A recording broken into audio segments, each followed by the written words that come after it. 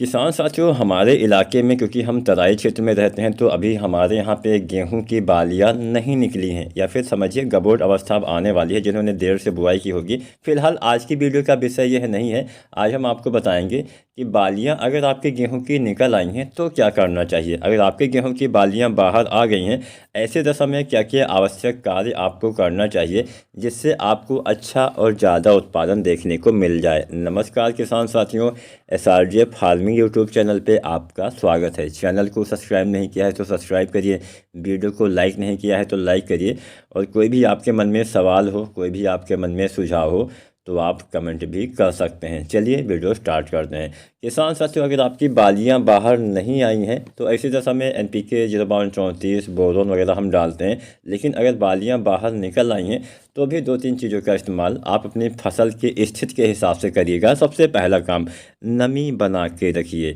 अब नमी इसलिए आवश्यक हो जाती है क्योंकि अभी आपने देखा होगा हवाएं थोड़ा सा तेज़ चलने लगी हैं, इसके साथ साथ धूप भी अच्छी निकल रही है, गर्मी भी होने लगी है।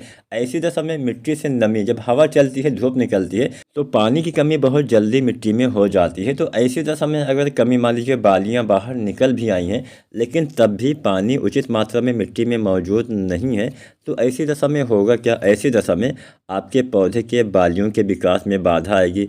जब पौधे के बालियों का विकास सही से नहीं होगा तो दाने का भराव सही से नहीं हो पाएगा।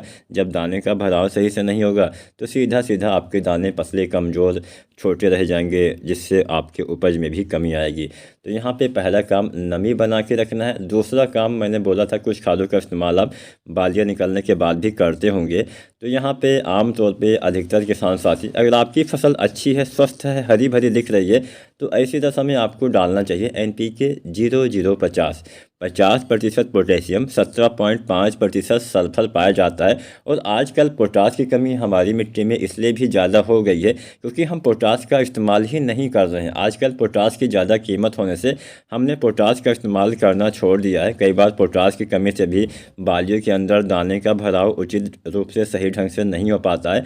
तो यहाँ पे बालियाँ निकलने के बाद दाना भरते समय अगर आप पोटास डालते हैं तो ये काम करता है कि आपके दाने के भराव में मदद करता है, दाने को स्वस्थ भराव में मदद करता है, जिससे आपके दाने मोटे आते हैं, दाने की साइज़ अच्छी आती है, दाने का वज़न अच्छा आता है और दाने में चमक वगैरह लाने में NPK 0050 बहुत ही हेल्प करता है।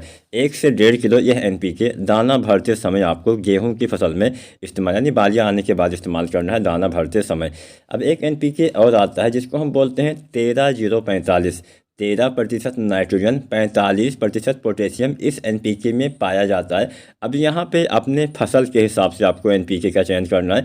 फसल स्वस्थ है, हरी भरी दिख रही है, ऐसी दशा में तो NPK 0050 बहुत ही अच्छे से काम करता है। लेकिन मान लीजिए कि बालियाँ निकलने के बाद जो फ्लैग लीफ होती है, जिसको हम झंडा पत्ती बोलते हैं, अगर उसमें पीलापन आ जाता है तो हमारे पौधे में भोजन का निर्माण सही से नहीं हो पाता है, क्योंकि बाद में एकदम अंत में आपकी फ्लैग लीफ से ही सारा भोजन का निर्माण होता है। लगभग 42-43% आपका फ्लैग लीफ से ही आपके पौधे में बालियों के दाने का भराव हो पाता है। तो यहाँ पे काफ़ी फ्लैग लीफ के नीचे वाली पत्ती और ऊपर वाली पत्ती मिला के लगभग 80% के आसपास या 70% के आसपास दाने के भराव में मदद करती हैं। तो यहाँ पे अगर ऊपरी पत्ती में पीलापन आ जाता है तो आपको क्या करना है कि पीलापन दूर करने के लिए आप इस अवस्था में तो यूरिया मिट्टी में डाल नहीं सकते हैं, नुकसान हो जाएगा, ज़्यादा आपको लाभ भी नहीं मिलेगा। तो ऐसी दशा में आप NPK जो आता है 13-0-45, जिसमें 13% नाइट्रोजन इसीलिए होता है ताकि आप बाद में भी नाइट्रोजन की कमी दिखे तो इसकी पूर्ति कर पाएँ।